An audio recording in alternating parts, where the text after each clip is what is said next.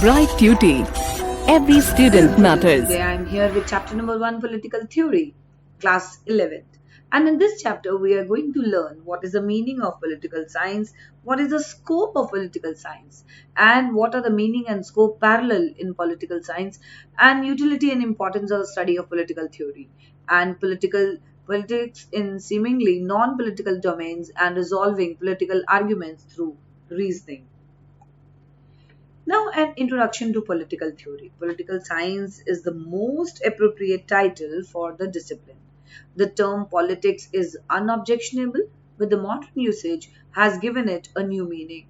And nowadays, this term refers to the day to day public affairs and the actual problems of government. Do you know what is the meaning of political theory exactly? It is the branch of political science. The very first thing is this is branch of political science, right? Where we could do the scientific analysis. It is made of political institutions, political events, political facts.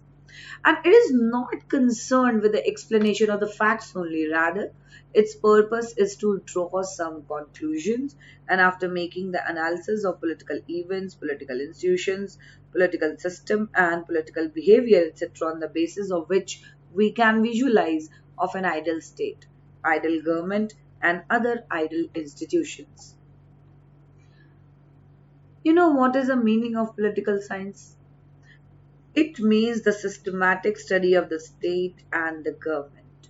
And political science is a social science regarding the practice and the theory of politics and the analysis of political systems and the study of political behavior. Political science is that branch of the social sciences that studies the state, politics, and the government. Political science deals extensively with analysis of political systems, theoretical and practical applications to politics, and the examination of political behavior. So, exactly, it is political behavior which we learn in political science, because this is the study of state and government, which is true in systematic way. And the political derived from the Greek word polis, which means the sovereign state, and science come from Latin scire, means to know. You know, opinion and beliefs regarding state and politics change from time to time. We may refer to the following conceptions of the political and political behavior.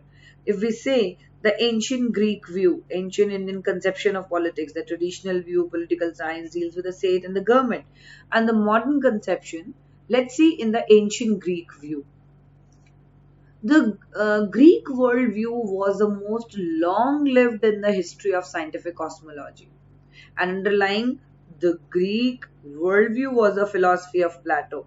He sought a deeper level of reality than the accessible to the senses, and he also pursued a simple theory about the universe which had incredible explanatory power. An ancient Indian conception of politics, like political thought in ancient India, it was an evidence of developed political thinking in ancient India and the works of Brihaspati, Shukracharya, and Kautilya. And they gave politics various names such as Raj Dharma, Dhandhaniti. Kautilya called it Arthashastra. And he defined it as that branch of knowledge which deals with the acquisition and protection of artha, that is the treasury, fort, treasury, and etc. Kautilya's Arthashastra is a remarkable book and which deals with the various aspects of statecraft, such as character of the king and his ministers, ancient Indian thinkers, Kautilya, justice, taxation, war, diplomacy, and relief to people in the event of natural calamities. And you know the traditional view, that means the oldest view to deal with the state and the government is like state, it has public institution, then privatization, subsidies and delegation, finance restriction, and in civil society it is local government, producer organization, and the transfer of function and support services. Now, the traditional view of political science, which deals with the state and government, also includes the methods to political science was widely prevalent till the outbreak of the Second World War. And these methods were mainly related to the traditional view of politics, which emphasized the study of state and government. So, traditional methods are primarily concerned with the study of organization and activities of the state and the principles and the ideas of underlying political organization and activities. And these methods were normative and idealistic. Now, George H. Sabine says that this is Greek philosopher Aristotle, and according to George H. Sabine, moral ideals, the sovereignty of law, the freedom and equality of citizens, constitutional government, the perfecting of men in a civilized life are always for Aristotle the ends for which the state sought to exist. And the modern conceptions, they include liberal and Marxistian conceptions, the behavioral approach, struggle for power, that is, love for power is a universal phenomenon, and authoritative, that means allocation of values. Now let's see what is liberal and Marxistian conceptions. The liberal Democrats, T.H. Green, Hobhouse and others, conceive state as an instrument of social welfare. That means it was meant for the welfare of the people, the local citizens. And the politics brings out the order and the coherence in the society, and the aim of those who practice politics is often to secure agreement over what is to be done in a given situation. Now, according to Marxist-Leninist doctrines, every form of government protects and privileges of the ruling class. State is nothing more than a machine for the oppression of one class by another. And the behavioral approaches, there had been a behavioral revolution. That means after the Second World War, Charles Merriam, the intellectual godfather of behavioralism, argued that the political science should become scientifically accurate. Moreover, political science should concern itself with the behavior of individuals and the political groups rather than the formal composition and powers of political institution, the legislative assembly, the executive, the judiciary, administrative, the civil services. Now see how it is being done. Like this is this way. This is legislator, this is executive, and this is judiciary. And if I talk about levels, so there are three levels also. This is central government, this is state government, this is local government as well. And each level has its own jurisdiction, right? And these keeps a balance, like checks and balances.